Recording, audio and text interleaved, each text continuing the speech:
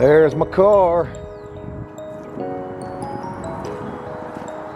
Sitting over here getting charged up, and here is the damage. I know you can't see this too good, but that is super deep. That's super deep. That is a gash. I can literally stick my finger in that. Look at that, if you can see that, that's just hanging off right there. So what you're looking at right here is an entire license plate, right there. Never knew a license plate could do so much damage, but you're looking at a decent little amount of it right here. Even got the blue paint from the numbers and letters on the license plate, if you guys can see that at all. And crazy to think that this person who did this didn't even stop. They ran.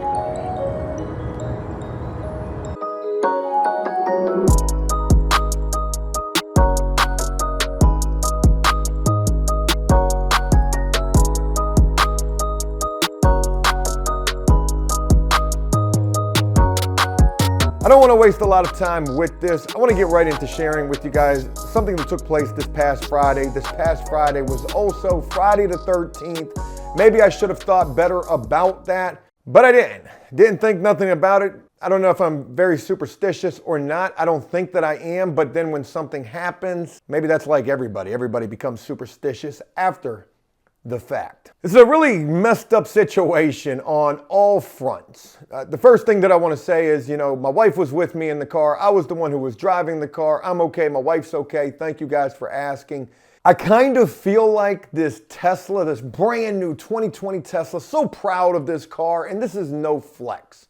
I know a lot of people think that, I try to flex with this. I'm not flexing at all. This is a very economical car. It's a $40,000 car. I mean, it's about the cost of any mid-range nice vehicle. It's not over the top and it's not, below the middle. It's a nice car. It looks nice. I like this car. I'm very proud of this car. I've protected this car for as much as I possibly could. It's the first car, like nice car, in my opinion, that I've put in my name and all of that. But is this car a little bit of bad luck? Something that I didn't share with you guys is in the beginning of the house hunt with me and my wife, we were looking for places for probably about a month and a half. And somewhere right around the beginning, I remember we were looking at a place that was close to where Dave was living at. It was going to be cool. I was like, hey, look, maybe we'll be living really close to Dave. And, that would be a cool thing. But as we were going down the road, and maybe this was a sign of, that wasn't exactly the right place. We're going down the road, a dump truck is coming from the opposite direction, and all of a sudden it sounded like the windshield exploded.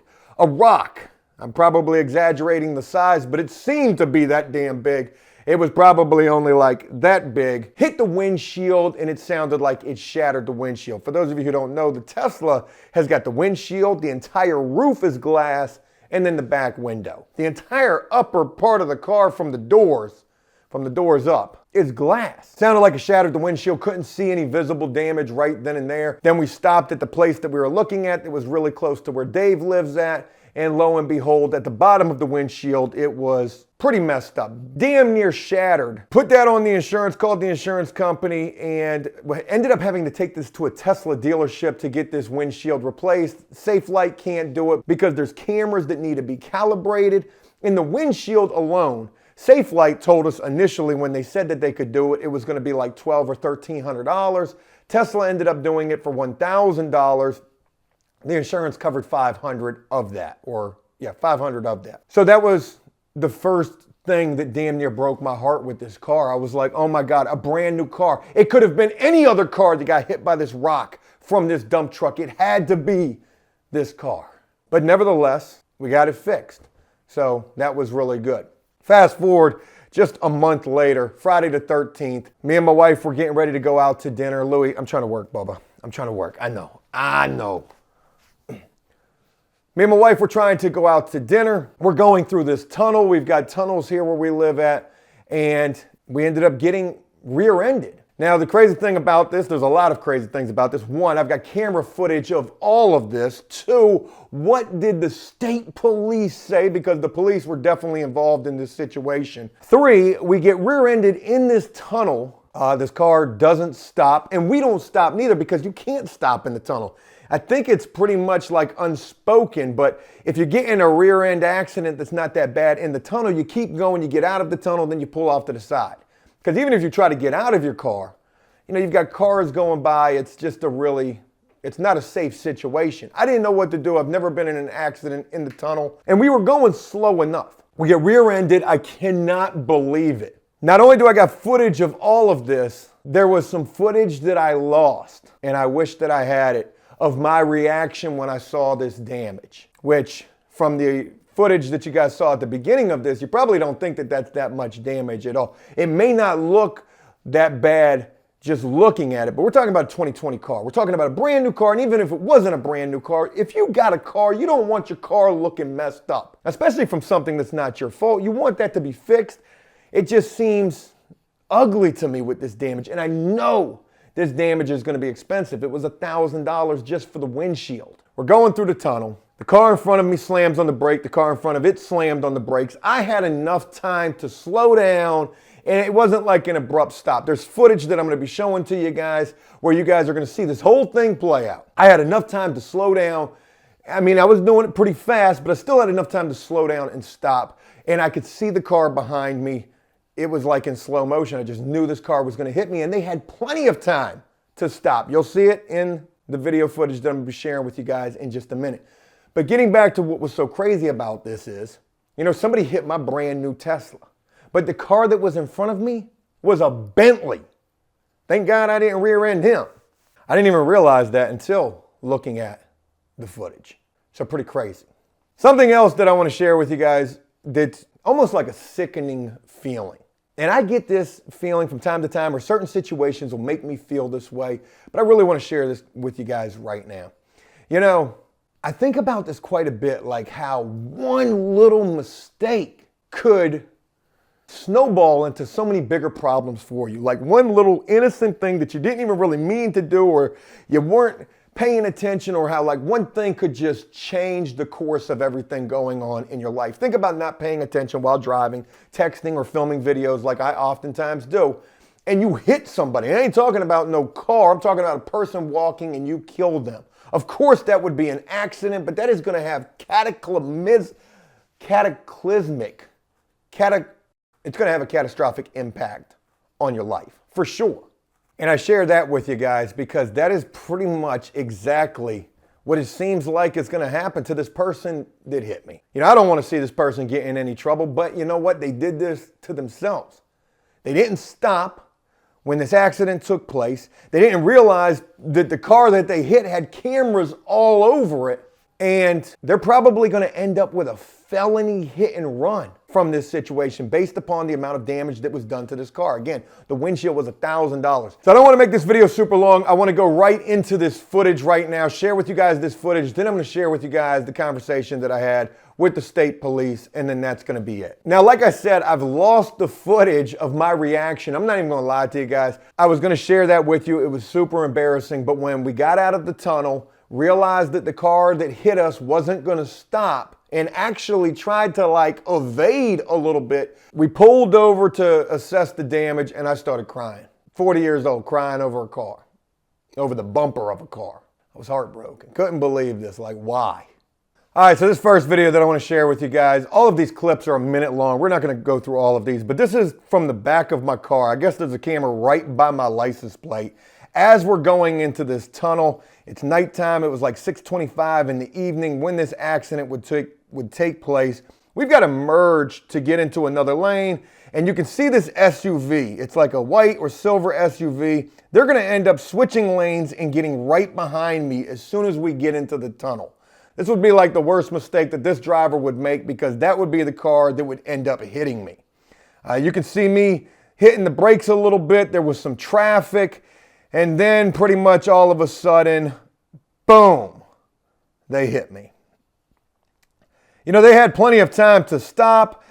The sad thing about this well, the good thing about this is I've got their license plate. I can see like their reaction when they hit me. And it's crazy because it was a woman who was driving the vehicle.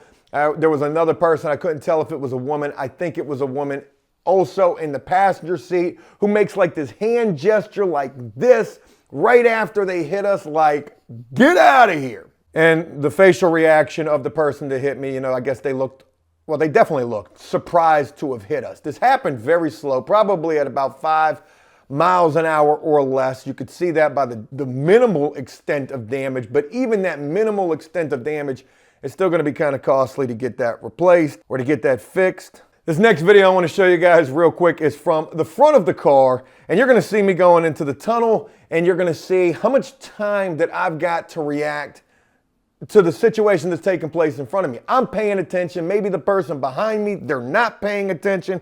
Here we are getting ready to go into the tunnel.